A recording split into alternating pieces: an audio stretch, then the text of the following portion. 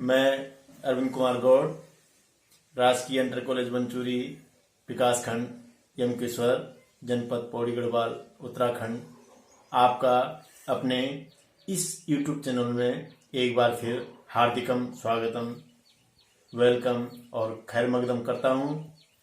पिछले कुछ दिनों से लॉकडाउन के कारण कुछ हिंदी भाषा से संबंधित जो उसके मूल जो विषय हैं उनसे संबंधित वीडियो मैं लगातार आप लोगों की सेवा में प्रस्तुत कर रहा हूं। इसी क्रम में पूर्व में हिंदी वर्णमाला लेखन व उच्चारण, हिंदी वर्णमाला में समान दिखने वाले अक्षरों में अंतर, आधे अक्षर व संयुक्त अक्षरों का लेखन, 12 खड़ी, और आज मैं आपके सामने लेके आ रहा हूं हिंदी भाषा के वर्णों के उच्चारण स्थान, अर्थात जो हिंदी भाषा के जितने भी जो अक्षर हैं, जितने भी जो वर्ण हैं, हमारे मुंह के अंदर से वो कहां कहां से बोले जाते हैं। जैसे आप परिकल्पना कीजिए, भारत देश है और भारत देश में इतने सारे प्रदेश हैं और जो व्यक्ति जिस प्रदेश से आता है उसकी पहचान वो होती है। उत्तराखंड से आने वाला उत्तराखंडी, बंगाल से आने वाला बंगाली, पंजाब से आने वाला पंजाबी, महाराष्ट्र से आने वाला मराठी।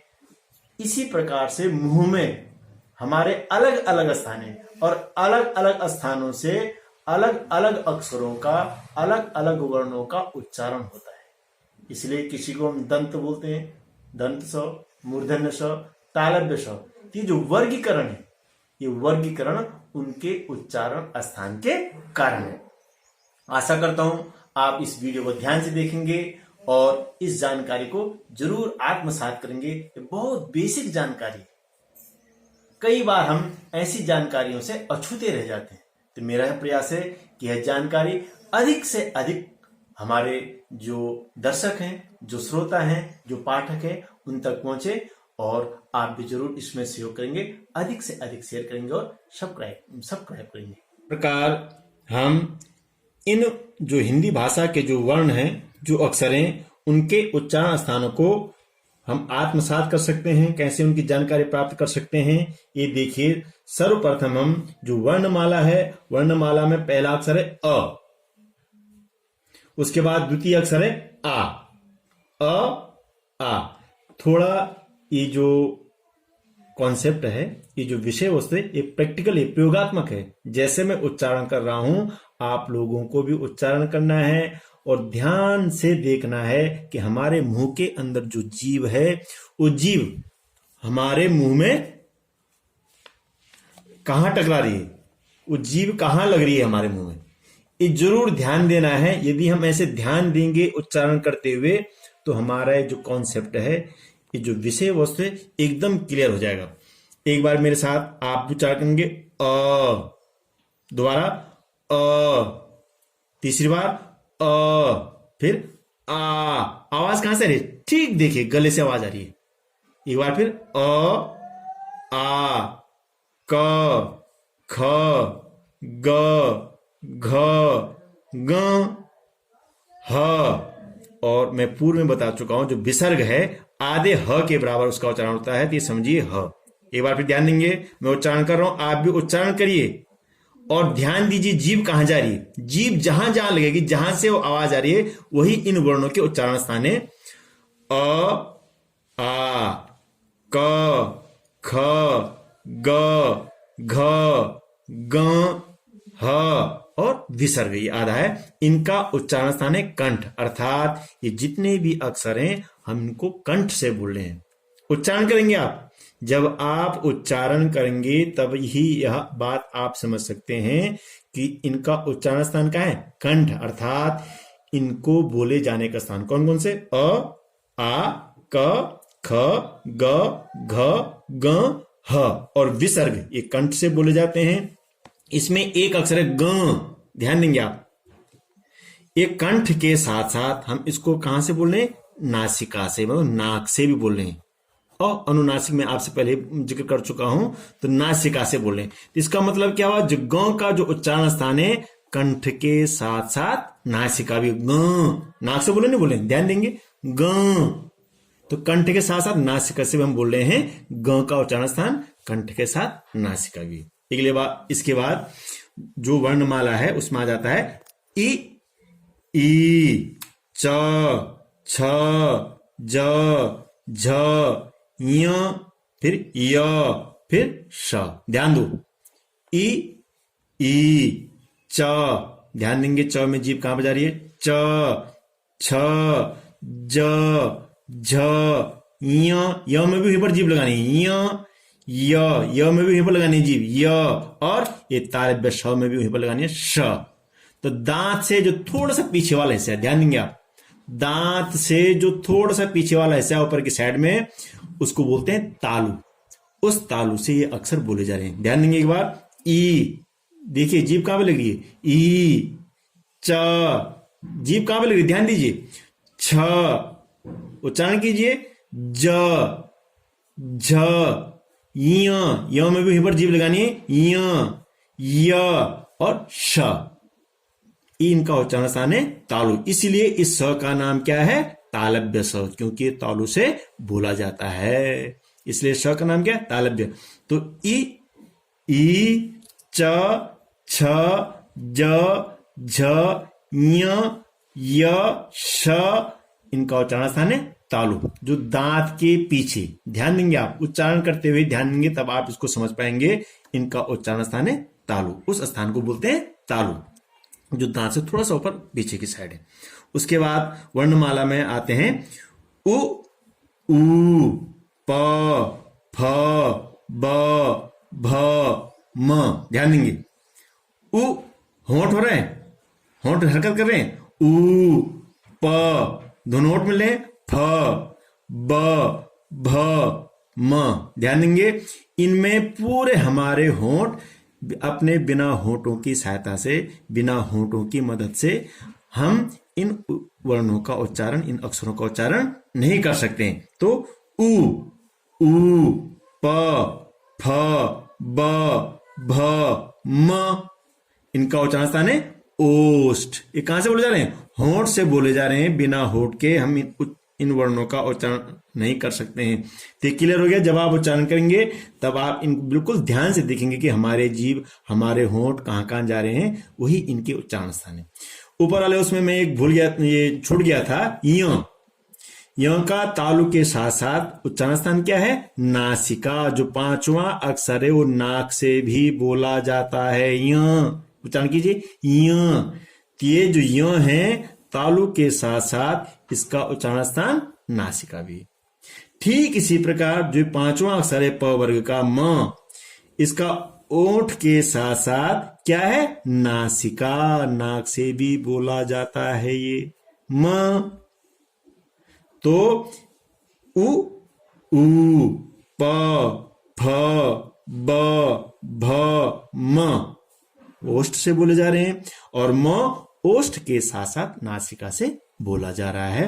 अर्थात जो ये वर्ण लिखे हैं इनका उच्चारण स्थान है ओष्ठ, और म का उच्चारण स्थान है ओष्ठ और नासिका। प्रयोगात्मक है, प्रैक्टिकल है। जब तक आप उच्चारण नहीं करेंगे, ध्यान नहीं देंगे हमारी जीभ कहां जा रही है, हमारे मुंह में कौन सी हरकत हो रही है, तब तक हम इसको सीख नहीं पाएंगे। अगला है री। अब डी के बाद उसके साथ लिखा ट।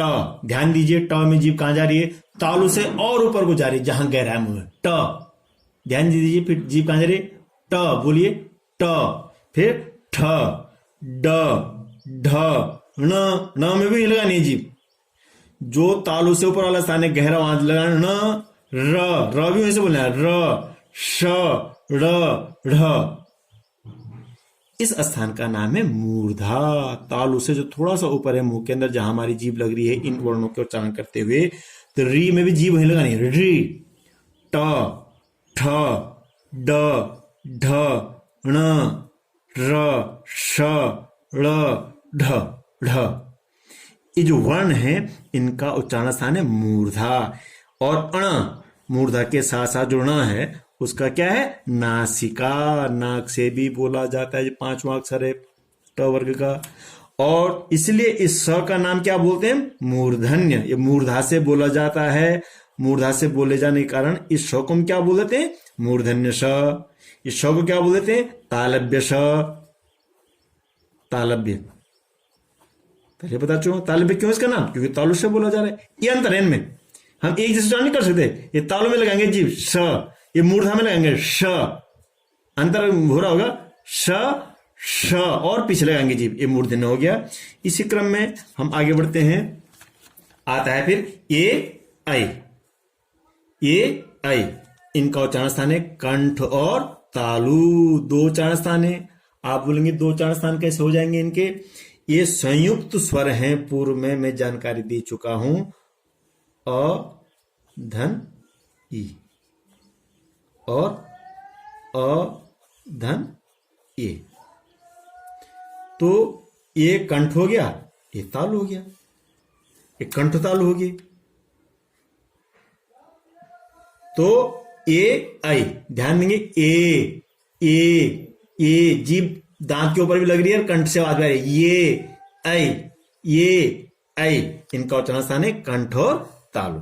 उसके बाद वर्णमाला में आ गया ओ औ, ध्यान दीजिए, ओ किसको मिलकर बनाया? अधन उ या बड़ा उ, और औ किसको मिलकर बना है? अधन उ। ये समझ रहे? तो अ का क्या है? कंठ, उ का क्या है? ओष्ठ, तो कंठ ओष्ठ, ऑटोमेटिक कंठ ओष्ठ हो गया। आप समझ रहे होंगे बात को।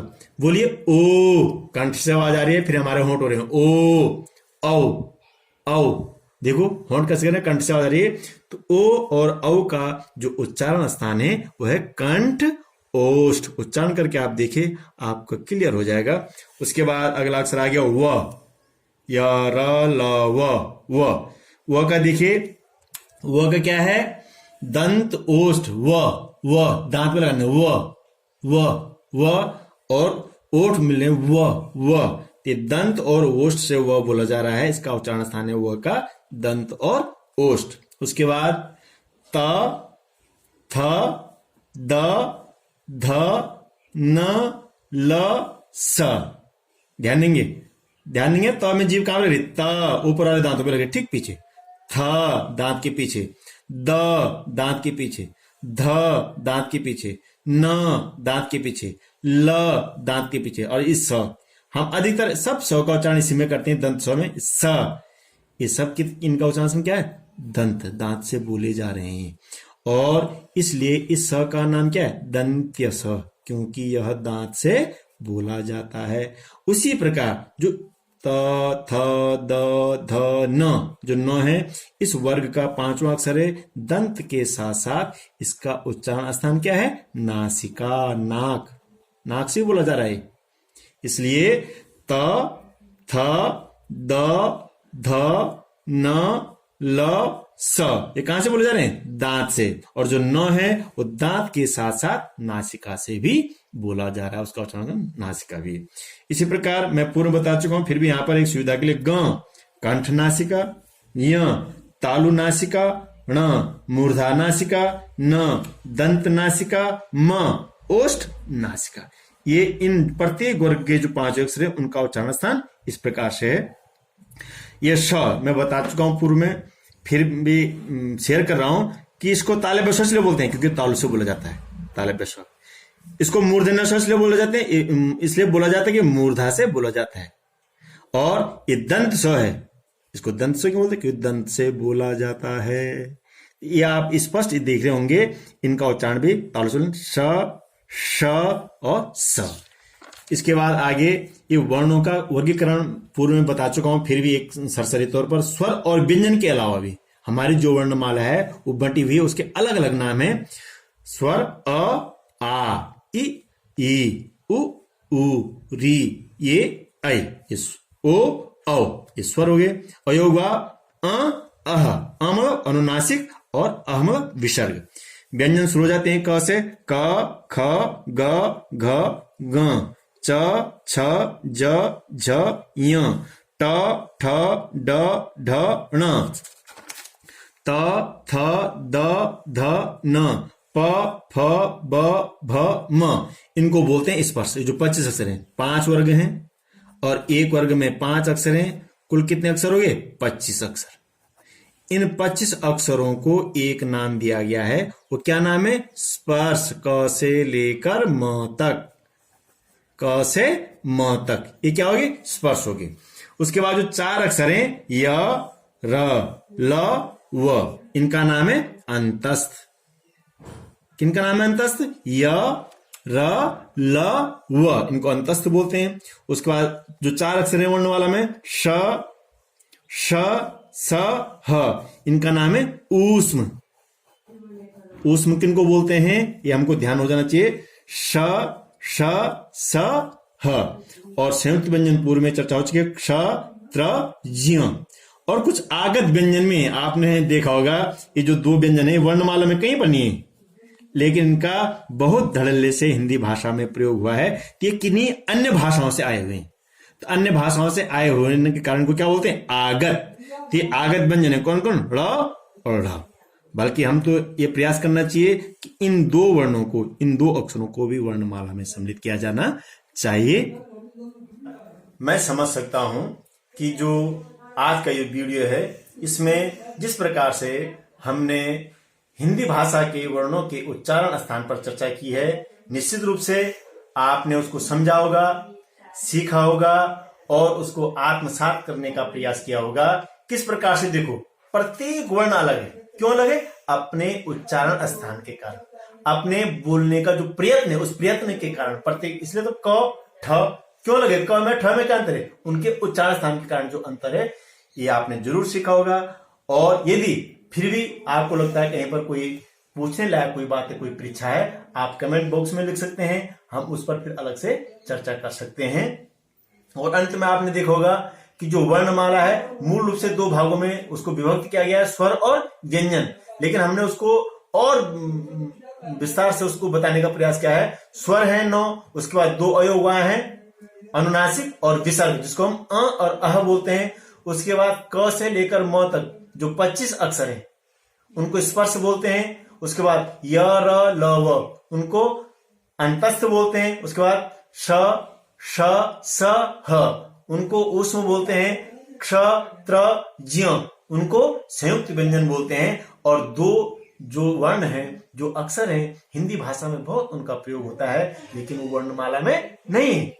तो भी आप जान लो आगत व्यंजन है, वो किन्हीं दूसरी भाषाओं से हमारी हिंदी भाषा में आए हुए हैं, तो उनको वहां सम्मिलित किया गया है। तो उनको बोलते हैं आगत व्यंजन, ड़ और ढ।